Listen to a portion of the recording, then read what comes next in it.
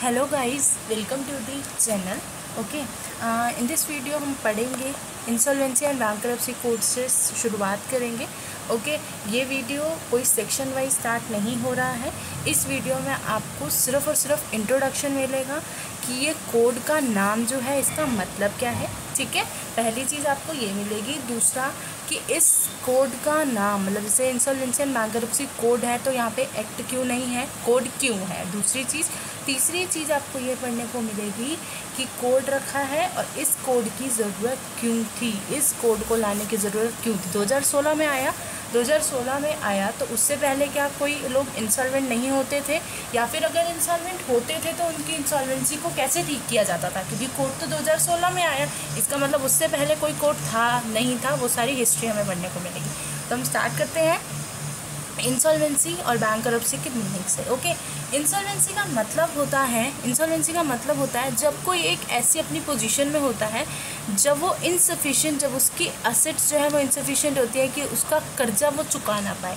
आप समझ सकते हो कि अगर मिस्टर ए एक इंडिविजुअल है, उसका कर्जा डेट है उस पर 500 रुपये के, उसके पास असेट्स है सिर्फ 100 रुपये की, यानी कि मेरे पास है सिर्फ 100 और मुझे लोगों का देना है कितना, मुझे लोगों का देना है 500 रुपया।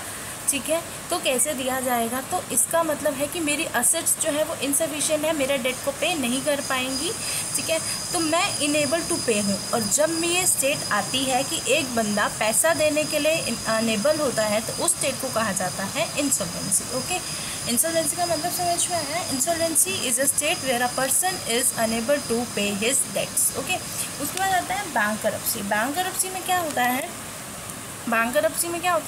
बैंकरप्सी का मतलब होता है एक लीगल स्टेटस। जब कोर्ट आपको लीगल स्टेटस दे देता है, बैंकरप्सी होती है जब कोर्ट आपकी इंसॉल्वेंसी को डिटरमाइन करता है, यानी कि कोर्ट को भी डिटरमाइन हो जाता है कि हाँ आप इंसॉल्वेंट हो चुके हो, और वो आपको लीगल ऑर्डर दे देता है कि आप अपनी इंसॉल्वेंसी को रिजॉल्व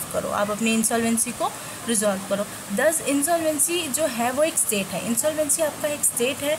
बट बैंकरप्सी जब आप उसको सॉल्व करते हो तो बैंकरप्सी जो है उसका कंक्लूजन है। ठीक है, 2 वर्ड हो गए, इंसॉल्वेंसी, बैंकरप्सी।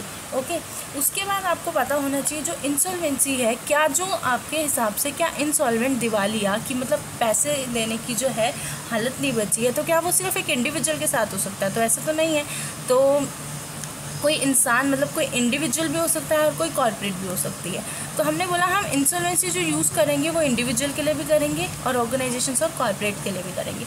बट हमने बोला अगर एक इंडिविजुअल इंसॉल्वेंट हो गया और उसकी इंसॉल्वेंसी रिजॉल्व नहीं हुई तो उसका होता है फिर बैंकरप्सी, तो उसके लिए फिर यूज़ करते हैं हम बैंकरप्सी। बट अगर किसी कॉर्पोरेट की इंसॉल्वेंसी रिजॉल्व नहीं हुई तो उसके लिए हम यूज़ करते हैं लिक्विडेशन का मतलब क्या होता है, लिक्विडेशन का मतलब होता है जब आप एक कंपनी की असेट्स को, जितनी भी कंपनी में लास्ट में असेट्स बचेगी उसको आप सबको बेचोगे, सेल करोगे, जो भी मनी आएगी रियलाइज़ होएगी, जो भी असेट से मनी, उससे आप जो भी आपने लोगों का कर्जा देना है, डेट्स देना है, उसको पे करोगे। ठीक है, लिक्विडेशन का मतलब होता है कि असेट से जो पैसा आए उसको रियलाइज़ करना और उसको पे करना। ठीक है, तो ये था आपका इंसॉल्वेंसी, बैंकरप्सी और लिक्विडेशन। अब एक क्वेश्चन तो हो गया कि इस कोड का मतलब क्या है, मतलब इंसॉल्वेंसी का मतलब क्या है, बैंकरप्सी का मतलब क्या है और लिक्विडेशन का मतलब क्या है। अब सेकंड क्वेश्चन हमारे सामने आता है कि जो लॉ आया इसकी नीड क्या थी, क्यों लाए हम इस लॉ को। ठीक है, तो हमने बोला जब हम इंसॉल्वेंसी एंड बैंकरप्सी कोड लाए, ठीक है, तो इससे पहले हमारे पास कोई भी सिंगल लॉ एक कंट्री में नहीं था। ठीक है, सिंगल लॉ नहीं था तो जो बहुत सारे लॉज होते थे जब इंसॉल्वेंसी एंड बैंकरप्सी से डील करनी होती थी, जब बहुत सारे लॉज होंगे, किसी में कुछ बात लिखी थी, किसी में कुछ बात लिखी थी, तो मल्टीपल ओवरलैपिंग लॉज थे, एक दूसरे को कन्फ्लिक्ट करते थे और लॉज अलग अलग थे तो फॉर्म्स भी अलग अलग थे सब में। उससे क्या होता था, फाइनेंशियल फेलियर होता था, अच्छे से रिजॉल्व नहीं हो पाती थी, डिले जाता था क्योंकि अच्छे से फ्रेमवर्क नहीं था आईबीसी आने से पहले। ठीक है, उसके बाद आईबीसी आने से पहले अगर हम देखें तो कौन कौन से एक्ट थे जो इनसे डील करते थे, तो सबसे पहले आप बोलोगे कंपनीज़ के लिए कौन सा था, sick industrial companies act 1985, the recovery of debt due to banks and financial institutions act 1993 and the securitization reconstruction of financial assets and enforcement of security interest act 2002 and the companies act 2013। ये 4 act थे। जब कोई company insolvency हो जाती थी company की, तो उससे डील करने के लिए पहले आईबीसी आने से पहले ये 4 एक्ट हुआ करते थे। उसके बाद दीज स्टैट्यूट्स, ये जो लॉज वगैरह हैं, ये जो भी सारे एक्ट थे, इसमें बहुत सारे फोराज थे, यानी कि सब में अलग अलग अथॉरिटीज़ थी। हर एक्ट में हर किसी की पावर्स जो होती हैं वो अलग अलग होती हैं।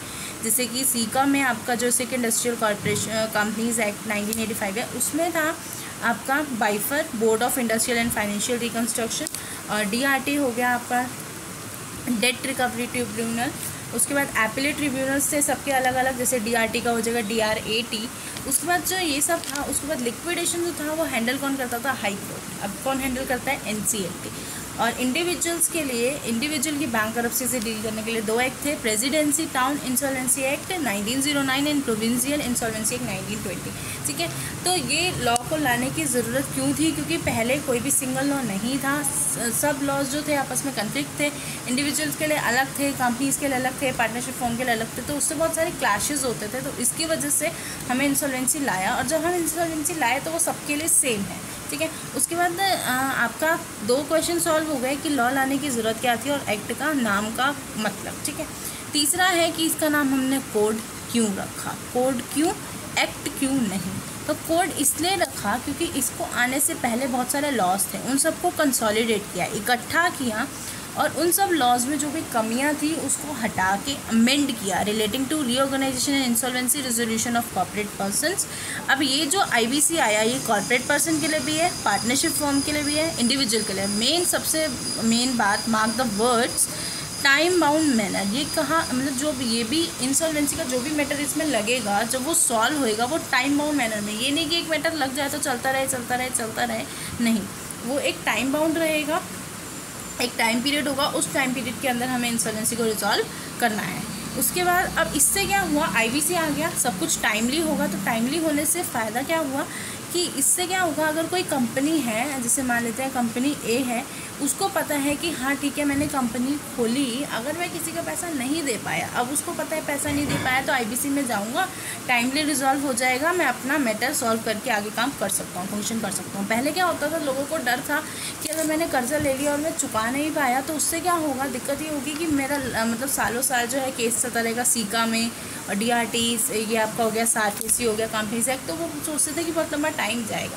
तो इससे आईबीसी आने की वजह से क्या हुआ, विल नॉट ओनली एनकरेज, ये सिर्फ एनकरेज नहीं करता एंटरप्रेन्योरशिप को, बट इम्प्रूव किया इसने ईज़ ऑफ डूइंग बिजनेस को। ठीक है, तो आज की वीडियो के लिए इतने ही टॉपिक रहेंगे। 3 टॉपिक हमने डिस्कस किए। पहला कि इसका मतलब क्या है इंसॉल्वेंसी का, बैंकरप्सी का और लिक्विडेशन का। दूसरा, लॉ को लाने की नीड क्यों पड़ी। तीसरा कि कोड क्यों रखा, ठीक है, नाम में कोड क्यों रखा, एक्ट क्यों नहीं रखा। ओके, उसके बाद अब नेक्स्ट वीडियो में हम सेक्शन स्टार्ट करेंगे। ओके, और साइमल्टेनियसली हम लोग कंपनी लॉस के भी सेक्शन स्टार्ट कर रहे हैं। तो कंपनी लॉ की वीडियो के लिए या फिर इंसॉल्वेंसी एंड बैंकरप्सी की वीडियो के लिए, बैंकरप्सी कोड के वीडियो के लिए आप लोग चैनल को सब्सक्राइब कर दें और बेल आइकन को प्रेस कर दें। And thanks for watching. Bye.